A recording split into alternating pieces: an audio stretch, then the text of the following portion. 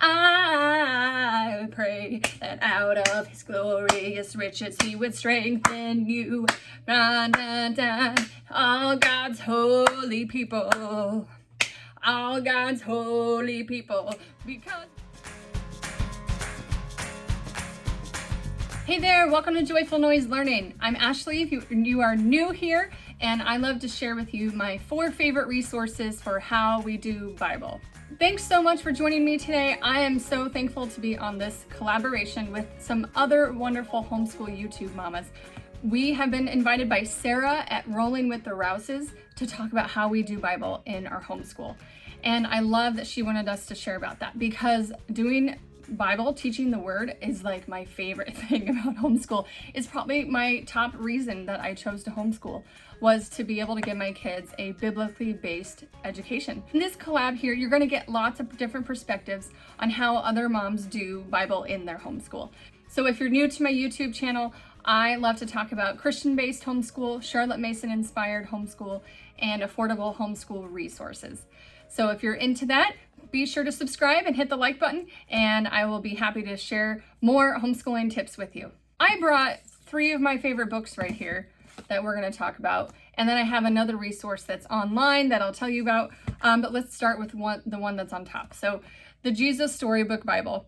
We have read through this 2, maybe 3 times, but this is probably my all-time favorite children's Bible that I have done with my kids. So it is by Sally Lloyd Jones. It is definitely a paraphrase, but the art in here is just stunning. But my favorite thing about Sally Lloyd Jones's version of the Bible is she puts Jesus into every story and God's great, never-ending, never-stopping, amazing love. So here, I'm going to read a section for you.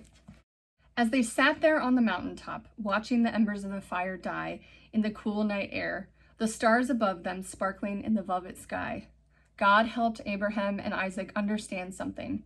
God wanted his people to live, not die. God wanted to rescue his people, not punish them.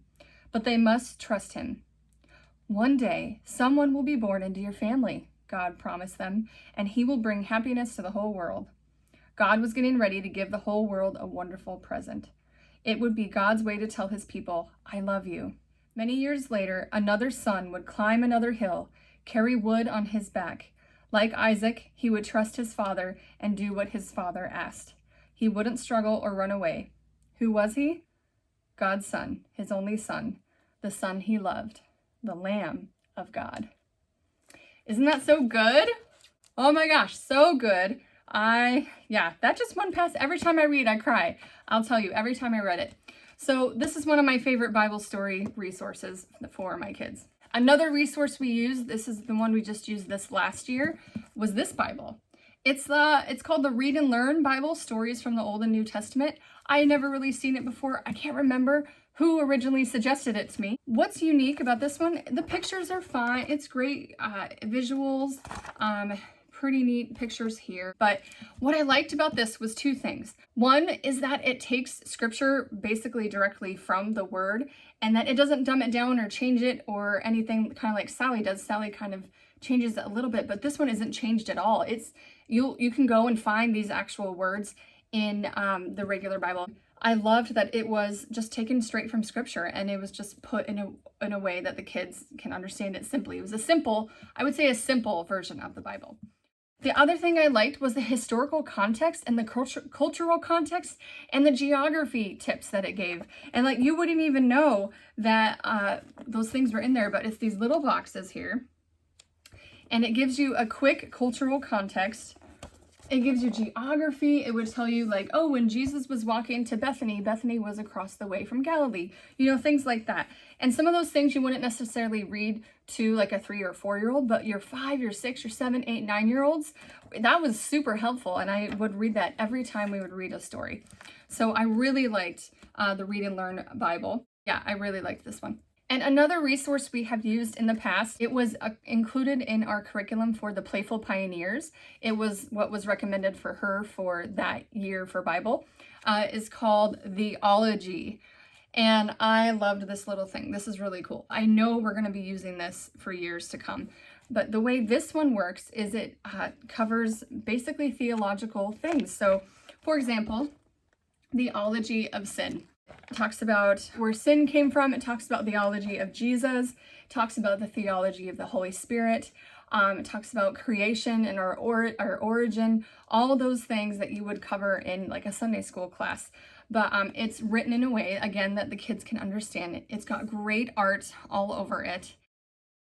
And it's got scriptures that you can go to reference everything they're saying. So it includes one scripture to read with each lesson. But then in the pictures, it has recommendations for other scriptures to study for further study.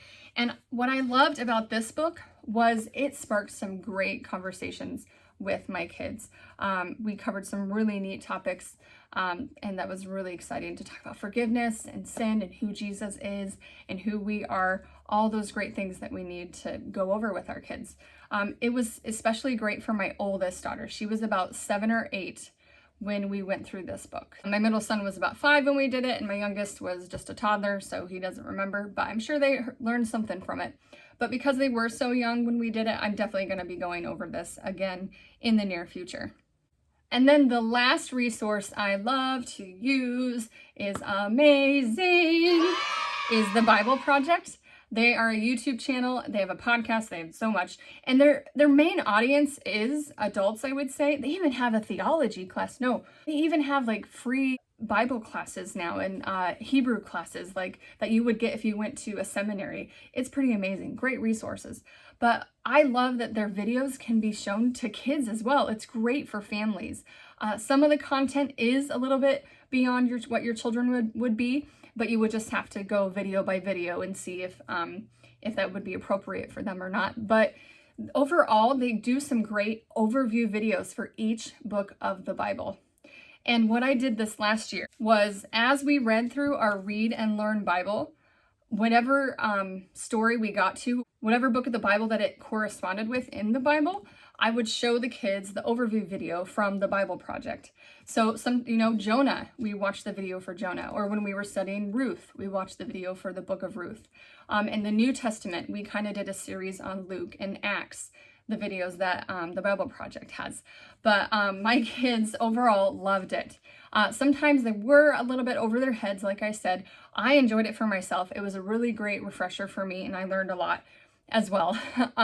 But even though some of it went over their heads, they did absorb and learn a whole lot of historical and cultural and biblical context. And I really think in our day and age, this is super, super important for our kids. And we've got to take advantage of the resource that Bible Project offers. And the last thing that I did with my kids for Bible was scripture memory. And we have to be memorizing scripture in our house. We are always doing something. I pick verses that go along with things that I feel my kids need to learn about, things that they're struggling with. Like we've done a lot of verses on obedience.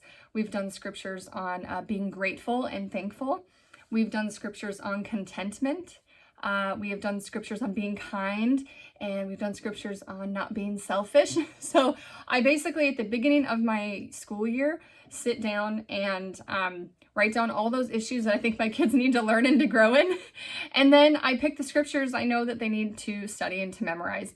And we do one scripture a week. If it's a little longer, a longer passage, I'll do it over 2 or 3 weeks.